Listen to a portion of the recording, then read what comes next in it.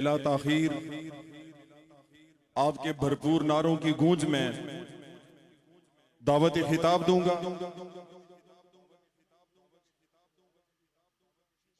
گاڑی کا نمبر ہے 681، راستے میں ہے، اس کی وجہ سے مشکل پیش آ رہی ہے آنے جانے میں۔ جہاں بھی 681 نمبر ہے گاڑی کا، جہاں بھی میرے بھائی تشریف فرما ہیں وہ جلد از جلد اپنی گاڑی کے پاس تشریف لے جائیں۔ میں آپ کے نعروں کی گونج میں دعوت، ہماری خوش نصیبی کہ ہمارے ساتھ آج کی اس محفل میں یہاں موجود ہیں۔ ہم آپ کو دیکھنے، آپ کو سننے کے لیے بےتاب ہیں۔ آپ کے بھرپور نعرے کی گونج میں نعرہ تکبیر، وہ ذوق جو ہمیں عطا ہوا اس پوری لڑی سے، نعرہ تکبیر، نعرہ رسالت، نعرہ رسالت، نعرہ رسالت، نعرہ حیدری، نعرہ حیدری، حیدری۔ سجادہ نشین دربار عالیہ غوثیہ مہریہ گولڑا شریف، آل نبی اولاد علی، حضور پیر سید غلام شمس الدین شمس گیلانی صاحب سے ملتجی ہوں کہ وہ اپنی نورانی گفتگو سے ہمارے قلوب و اذہان کو منور فرمائیں۔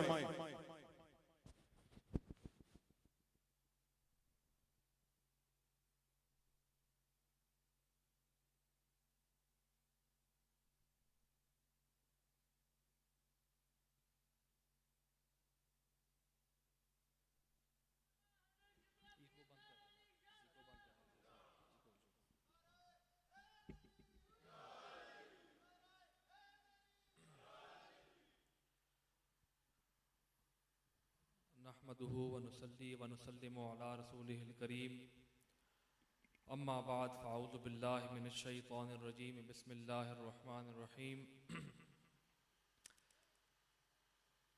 وما ارسلناك الا رحمة للعالمين صدق اللہ مولانا العظیم۔ دروشی بآواز بلند پڑھ لیں۔ اللہم صلی علی محمد وعلی محمد وبارک۔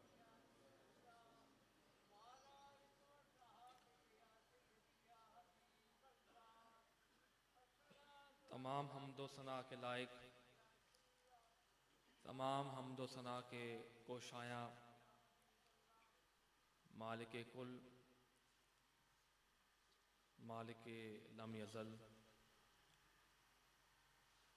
مالک احد، کوشایاں ہے جو تمام عالمین کا پالنے والا ہے، جس کے دست قدرت میں حیات و ممات ہے، جو رازق ہے، جو قادر ہے، جو ستار ہے، جو غفار ہے، اور جو اپنے مخلوق کی گناہوں کی پردہ پوشی فرماتا ہے۔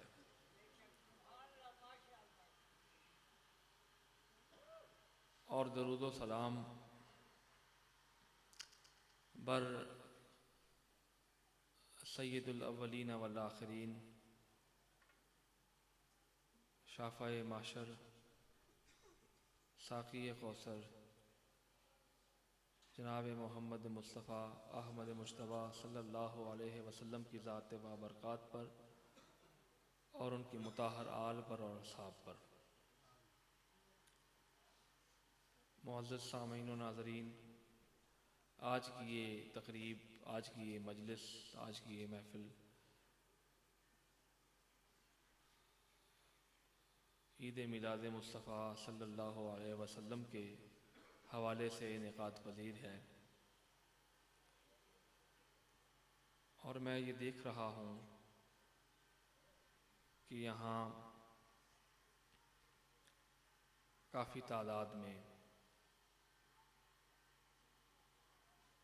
عشاقان مصطفیٰ صلی اللہ علیہ وسلم تشریف فرما ہیں،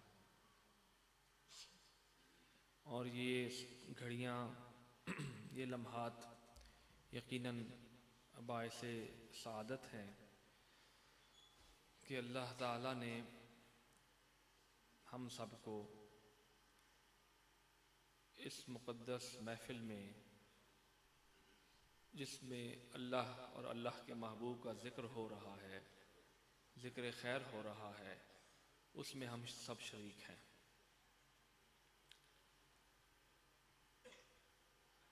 میلاد آقا کے حوالے سے آپ سب جانتے ہیں اور اجماع امت ہے کہ ہمارے آقا کریم کی ولادت باسعادت ربیع الاول کے مقدس مہینے میں ہوئی، اور قرآن مجید فرقان حمید میں اللہ تعالیٰ کا ارشاد ہے کہ ہم نے انبیاء علیہم السلام، جتنے بھی انبیاء تشریف فرما ہوئے، ان کو دنیا میں بھیجنے کا مقصد یہ تھا کہ وہ اللہ کی توحید کو عام کر سکیں، اور اس کے بعد جو مخلوق جو راستے سے بھٹک گئی تھی، یعنی جو اندھیرے میں تھی، ان کو اندھیرے سے نکال کر اجالے کی جانب لے کے آنا، یہ انبیاء علیہ السلام کا فریضہ تھا۔ اور جتنے بھی انبیاء علیہ السلام تشریف فرما ہوئے، انہوں نے احسن انداز میں اور اکمل انداز میں، یعنی مکمل طور پر جو ہدایات باری تعالیٰ تھیں، جو ہدایات کا ایک سلسلہ تھا، وہ اپنی مخلوق تک پہنچایا۔ یہ سلسلہ جناب آدم علیہ السلام سے شروع ہوا اور ہمارے آقا کریم تک منتہی ہوا۔ ہم خوش نصیب ہیں بحمد اللہ کہ اللہ تعالیٰ نے ہمیں مخلوقات میں سب سے اعلیٰ درجے کے سطح میں رکھا، حیوانات میں حیوان ناطق اور انسان خلق فرمایا، اور وہ قادر تھا دست قدرت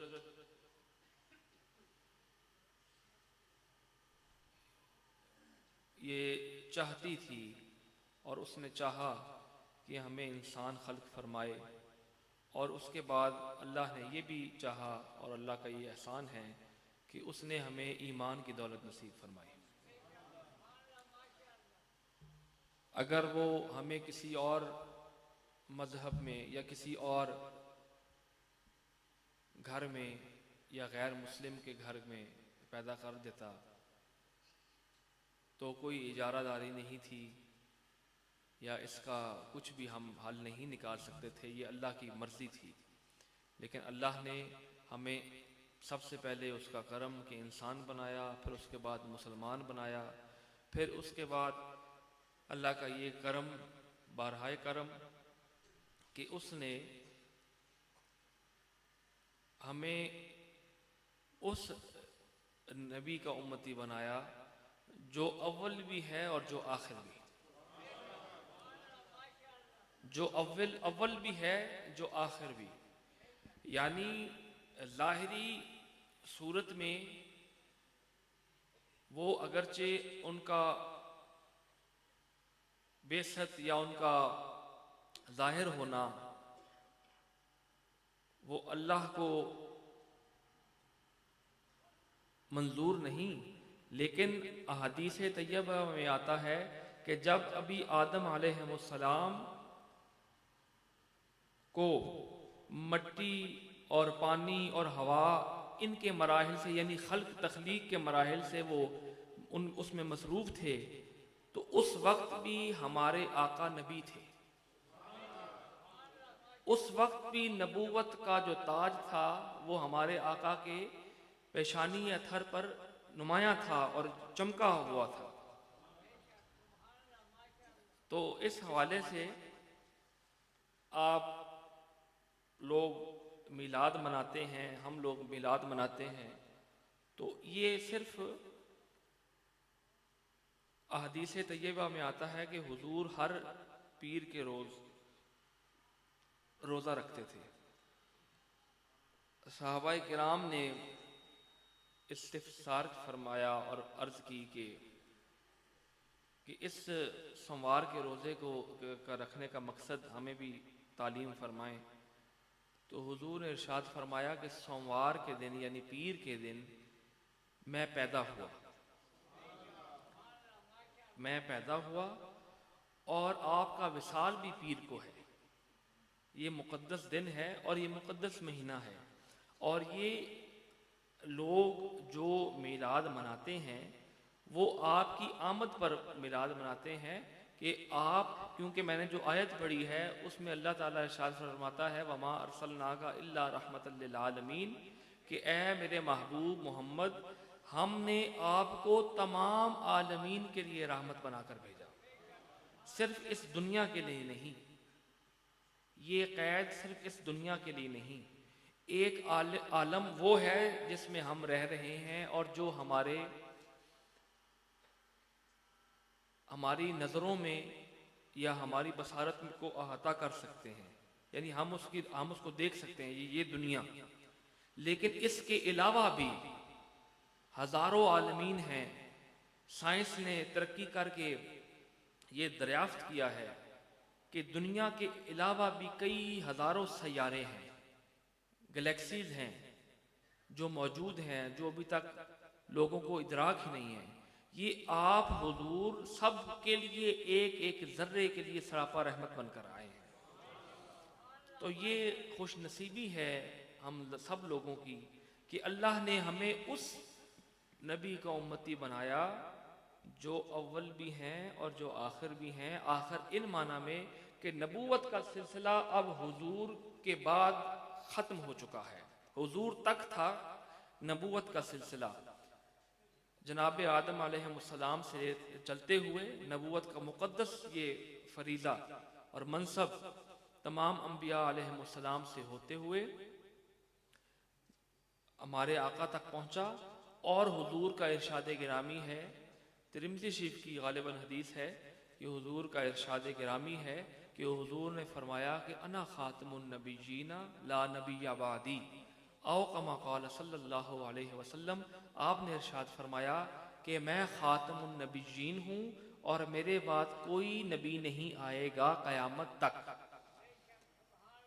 حضور کی جہاں لا تعداد صفات ہیں، لا تعداد صفات ہیں، رؤوف الرحیم ہیں، شافع محشر ہیں، کریم ہیں، رحیم ہیں، ان لا تعداد صفات میں حضور کی یہ صفت بھی موجود ہے کہ حضور خاتم النبیین ہیں، یعنی حضور کے بعد اب کوئی نبی نہیں آئے گا۔ اور حضور کی دیگر احادیث میں بھی یہ ارشادات ملتے ہیں۔ آپ نے ارشاد فرمایا کہ قیامت تک اب کوئی نبی نہیں آئے گا، لیکن 30 جھوٹے نبی آئیں گے، 30 جھوٹے نبی جو دعویٰ کریں گے نبوت کا وہ ظاہر ہوں گے، لیکن وہ سب جھوٹے ہوں گے، وہ سب کذاب ہوں گے اور دجال ہوں گے۔ مرزا بھی اس کی ایک کڑی ہے، مرزا قادیان بھی اس کی ایک کڑی ہے۔ آپ کی اس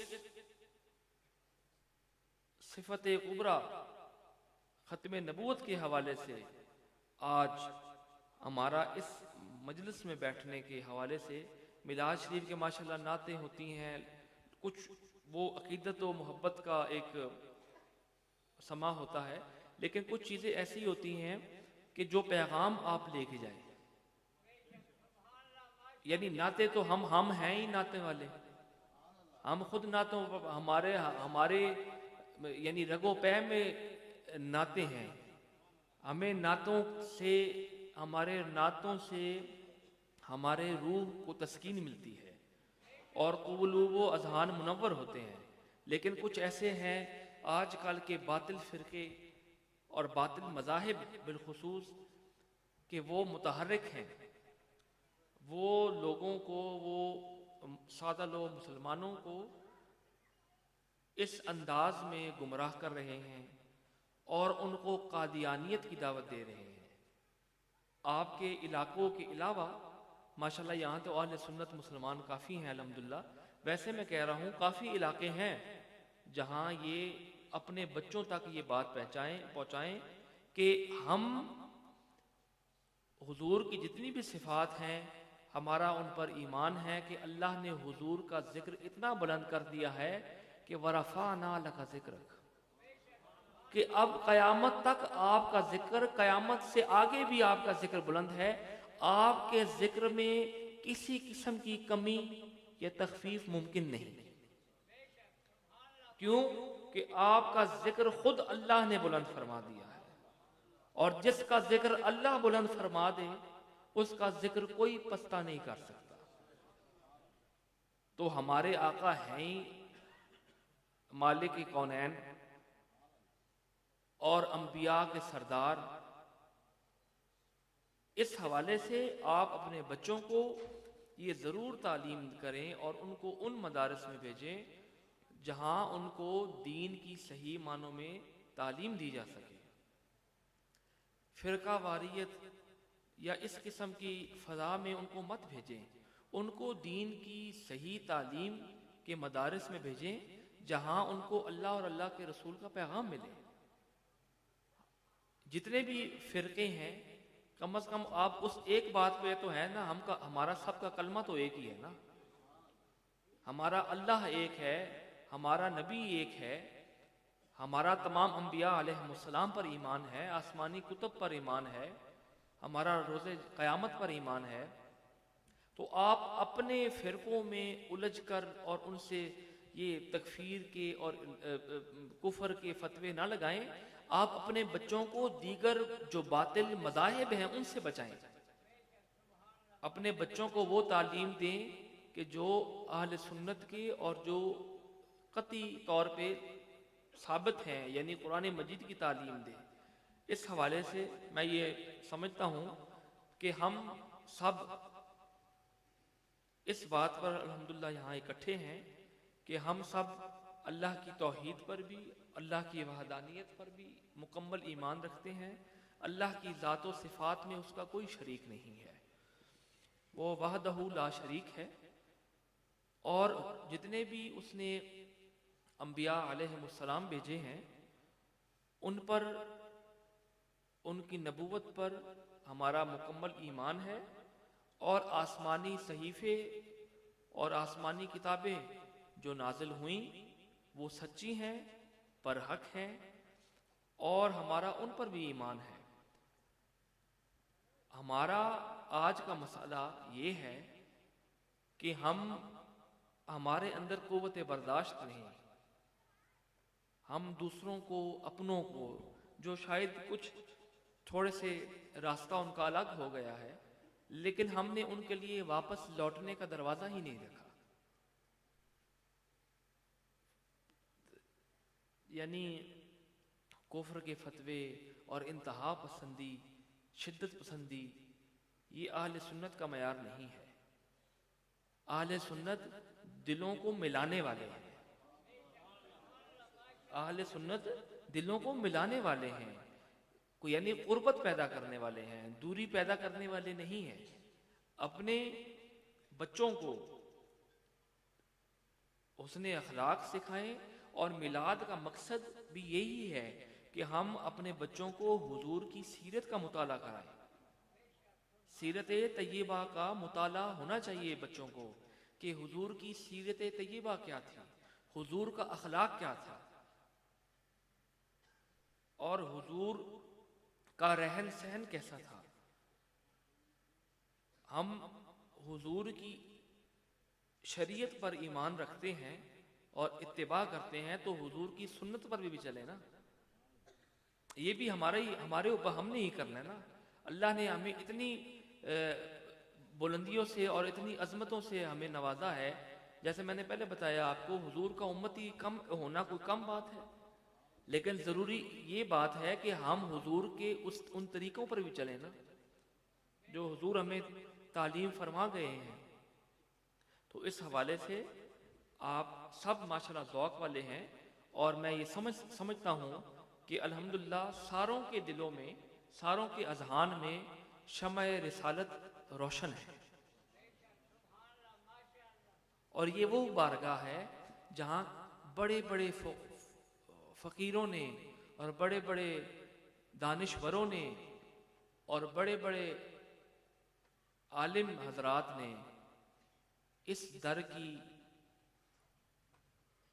در کے آگے اپنی جبین نیاز خم کی. قبلہ عالم پیر سید مہر علی شاہ صاحب علیہ رحمہ وہ کیا فرماتے ہیں اس بارے میں؟ وہ فرماتے ہیں میں ہواں سگ مدینے دی گلیدہ. کچھ تھوڑی سی توحید کی، رسالت کی حوالے سے کچھ سنجیدہ گفتگو ہوگی ہے. اب تھوڑی سی ذوق کی محفل ہے تو ذوق کے حوالے سے بات کریں.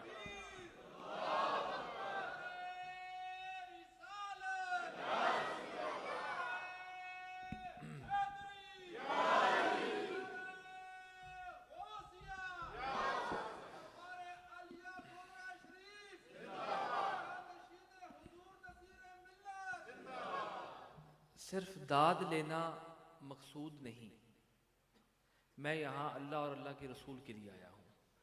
ٹھیک ہے، داد اور یا جو مجھے تحسین یا جو انعامات ہونے ہیں وہ اسی بارگاہ سے مجھے ملنے ہیں. آپ لوگوں سے مجھے کوئی امید اس لیے نہیں کیونکہ آپ بھی میرے جیسے مخلوق ہیں.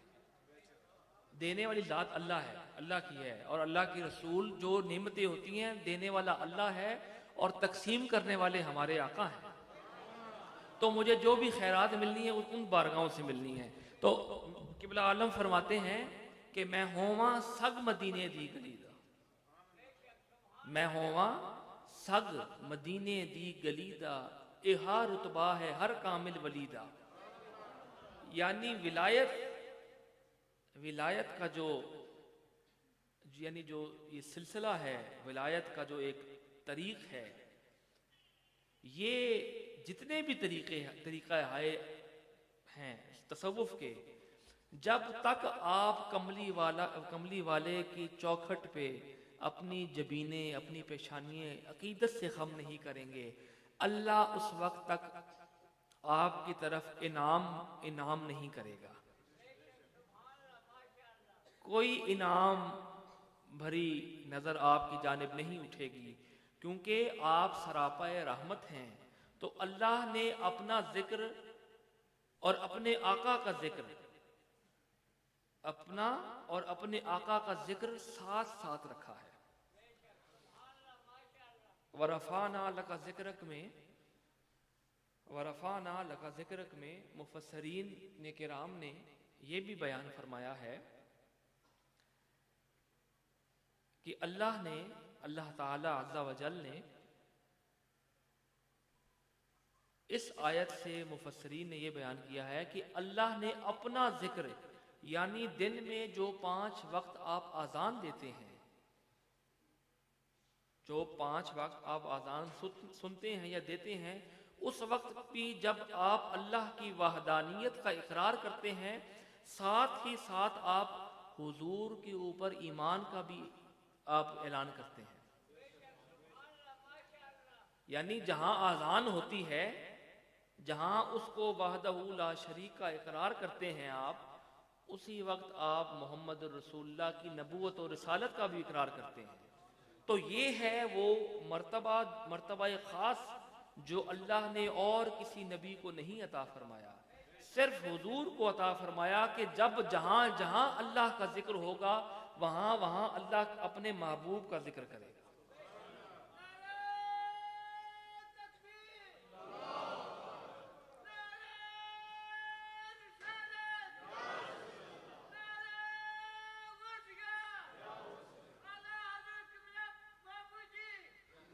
اور میں یہ حدیث شریف سماعت فرمائیں کہ حضور نے ارشاد فرمایا کہ جو مجھ پر یعنی حضور نبی کریم رؤوف الرحیم کی ذات بابرکات پر، ذات مطہرہ پر ایک مرتبہ درود شریف پڑھتا ہے آپ کی ذات بابرکات پر، تو اللہ تعالیٰ اس کو 10 نیکی عطا فرماتا ہے۔ ایک درود شریف پڑھنے پہ، ایک بار درود ابراہیمی پڑھنے پہ اللہ اس کو 10 نیکیوں کا ثواب دیتا ہے۔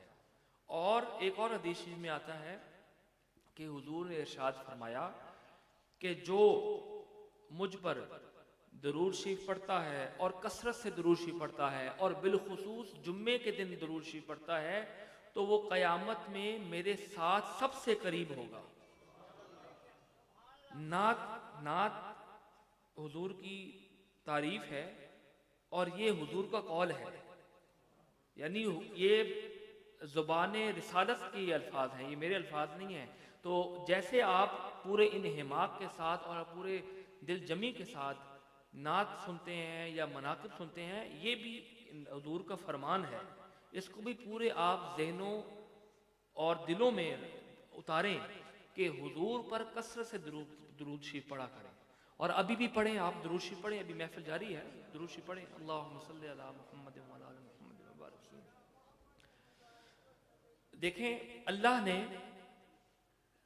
جتنے بھی مقدس انبیاء بھیجے ان کی شریعتیں تھیں، ان کے وقت تک جب وہ ظاہری حیات تھے، جب وہ پردہ فرما گئے تو شریعت بھی منسوخ ہو گئی۔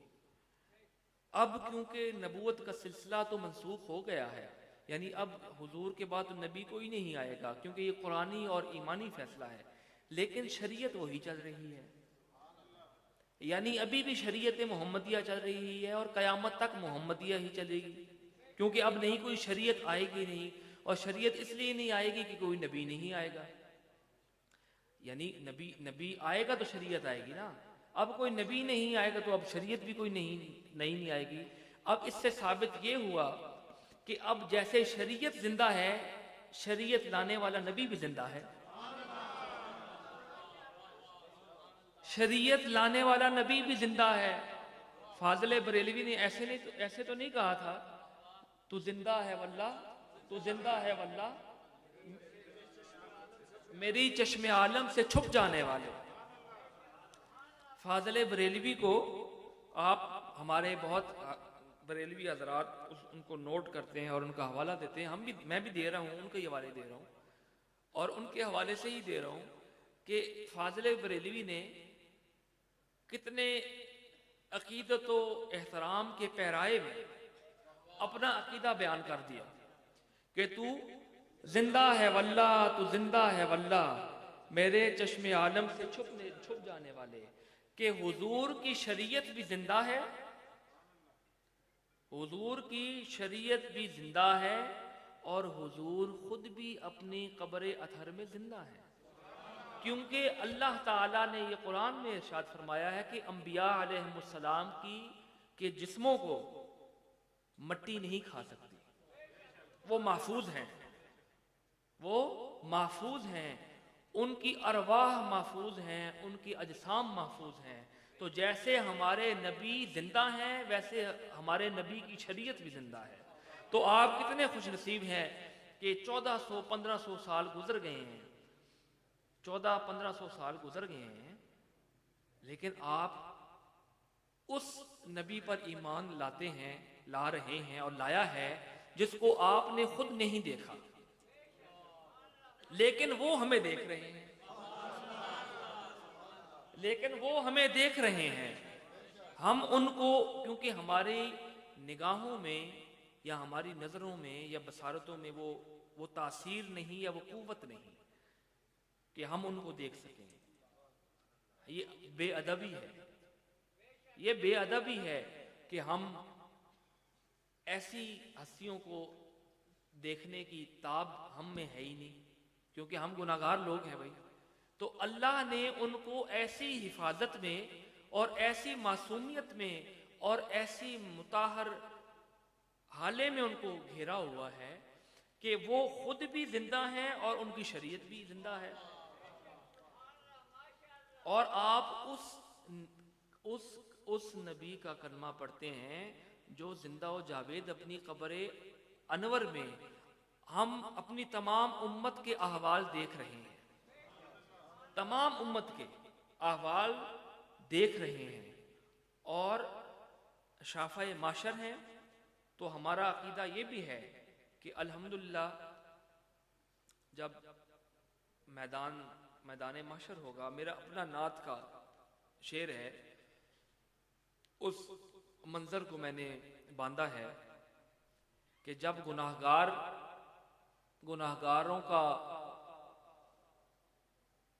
انبار ہوگا اور سب گھبرائے ہوئے ہوں گے کہ ہمارے ساتھ پتہ نہیں کیا حساب ہوگا.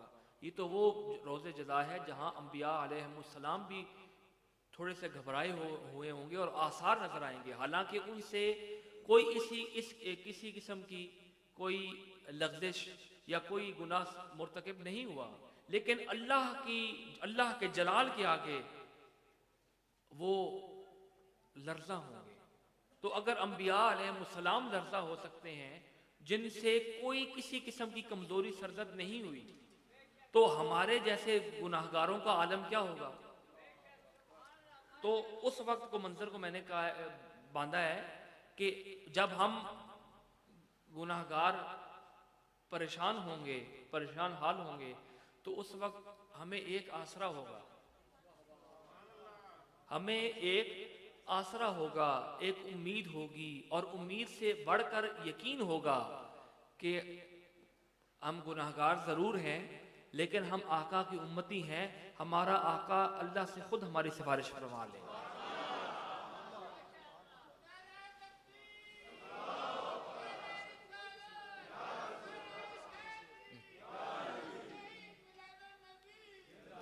وہ شعر تھا کہ آ گیا جوش پہ اس شافع امت کا کرم.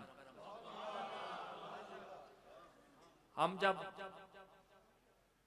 گناہگار آنکھوں سے حضور کی جانب دیکھ رہے ہوں گے اور یقین کی نگاہوں سے دیکھ رہے ہوں گے کہ اللہ نے ہمیں بخشنا ضرور ہے کیونکہ ہم حضور کی امتی ہیں، لیکن حضور ہماری شفاعت فرمائیں گے. تو اس وقت کا منظر دیکھیں کہ آ گیا جوش پہ اس شافع امت کا کرم، آ گیا جوش پہ اس شافع امت کا کرم، جب گناہگار کے ماتھے پہ پسینہ آیا. جب گناہگاروں کے ماتھوں پر پسینہ آئے گا اور اشک ندامت بہہ رہے ہوں گے اور نفسی نفسی کریں گے ہم سب لوگ، تو اس وقت ہمیں آسرا ہوگا اس آمنہ کے لال کا اور اس زہرا کے بابا کا اور حسنین کے نانا کا. ہمیں آسرا ہوگا اور ہم اپنے نگاہوں کو اور اپنے دلوں کو آپ کی جانب ان کا رخ کریں گے اور اللہ سے یہ دعا مانگیں گے اور حضور سے یہ گزارش کریں گے کہ آپ شافع معاشر ہیں اور آپ نے ہی ہمیں جنت میں کوثر کا جام عطا فرمانا ہے. تو آپ سب خوش نصیب ہیں، ہم سب خوش نصیب ہیں. نعت مجھ سے پہلے ثنا خان مصطفیٰ صلی اللہ علیہ وسلم نے بڑے بھرپور انداز میں ماشاءاللہ اور بڑے اچھے انداز میں اور بڑے سریلے انداز میں پڑھ لی ہیں. اب جو میرا پیغام تھا وہ صرف کچھ ہوتے ہیں عوامی خطبہ جو صرف داد آئے اور داد لی اور بس یہ نعرے نورے لگائے اور چلے گئے. ٹھیک ہے، وہ ان کا اپنا انداز ہے، لیکن بات پہنچانا اور حضور کی بات کو جس سنجیدگی سے آپ نے سنا ہے، مجھے اس بات پہ خوشی ہوئی ہے کہ آپ نے حضور کی حدیث کو حدیث سمجھ کر سنا ہے اور حدیث شریف کے آداب کو آپ نے ملحوظ رکھا ہے. تو یہ سعادت کے لمحات ہیں، خوش نصیبی کے لمحات ہیں. ہمارے عقائد اہل سنت کے عقائد ہیں. ہم حضور کے تمام صحابہ کرام کو، حضور کے آل بیت کو اور حضور کی تمام جتنی بھی نسبتوں کے حاملین ذوات مقدسہ ہیں، ہمارا ان سب پر عقیدہ ہے اور ہمارا ان سب پر ایمان ہے. بس ہمارا کوئی نیا عقیدہ نہیں، ہمارا وہی عقیدہ ہے جو حضرت قبلہ پیر میر علی شاہ صاحب کا ہے، یا جو غوث جلی کا ہے، جو ہند الولی کا ہے۔ ہمارا نئے عقیدے نہیں ہے، اور نہ اپنے آپ کو ان نئے عقیدوں میں ڈالیں، کیونکہ اب نئے عقیدوں کی چھان پھٹک کرنے والے جو ماہرین تھے وہ چلے گئے۔ اب نہ وہ لوگ رہیں جو جنہوں نے یہ تعین کیا تھا کہ عقائد کی کسوٹی لگائی تھی کہ یہ عقائد مناسب ہیں۔ اب وہ نئے عقیدوں بیان کرنے والے آ گئے ہیں، لیکن عقائد میں کچھ بھی نہیں۔ آپ اپنے عقائد کو وہی رکھیں جو درگاہوں کا اور جو صوفیاء کرام کا عقیدہ ہے، تو تب آپ حفاظت میں رہیں گے۔ اللہ تعالیٰ آپ کا میرا آنا یہاں قبول و منظور فرمائے، اور صرف نعت یا مناقب یا اس قسم کی محفل ہی سجانا صرف میلاد نہیں ہے۔ حضور کا کوئی بھی کسی بھی جہت میں کوئی بھی حضور کا ذکر خیر فرما کر لینا، یہ بھی میلاد ہے۔ آج کل جو مروجہ میلاد ہیں وہ صرف یہی عرف میں ہے، معروف یہی ہے کہ صرف نعت پڑھیں گے تو صرف میلاد ہوگا۔ یہ بھی ہے، یہ بھی حضور کی توصیف ہے، حضور کی تعریف ہے، یہ بھی میلاد ہے، لیکن حضور کی حدیث بیان کرنا یا حضور کی سیرت کا کوئی باب بھی کھول لینا، یہ بھی میلاد ہے۔ اس قسم کے بھی میلاد اپنی سماعتوں کو تیار رکھیں کہ حضور کی حدیث ہی سنیں، تو وہ بھی آپ یہ نہ سمجھیں کہ ہم صرف حدیث سنی ہے تو یہ میلاد ہم نہیں گئے۔ حضور کا ایک ایک بیان، ایک ایک حرف جو زبان نبوت سے ادا ہوا ہے وہ ہم بیان کریں، وہ بھی حضور کا میلاد ہی ہے۔ تو اللہ تعالیٰ آپ کا آنا، میرا آنا یہاں قبول و منظور فرمائے، اور دعا گو ہوں جتنے بھی جملہ انتظامیہ ہے جنہوں نے اس پرشکو اور بہترین میلاد النبی صلی اللہ علیہ وسلم کے حوالے سے پروگرام کا انعقاد کیا، انتظامی امور سر انجام دیے، ان لوگوں کو اللہ ان کی توفیقات کو اور بڑھائے اور ان کو مزید توفیق عطا فرمائے کہ یہ مزید یہ عقیدتوں اور محبتوں کا سفر یہ جاری رکھیں، اور اللہ تعالی ہمیں اہل سنت کے عقائد پر چلنے کی توفیق عطا فرمائے، اور حضور کے آل کے ساتھ اور حضور کے اصحاب اور حضور کی ازواج مطہرات اور حضور کے جتنے بھی ان کی جو نسبتیں ہیں ان کے ساتھ والہانہ عقیدت رکھنے کی توفیق عطا فرمائے۔ وما علیہ الا البلاغ المبین۔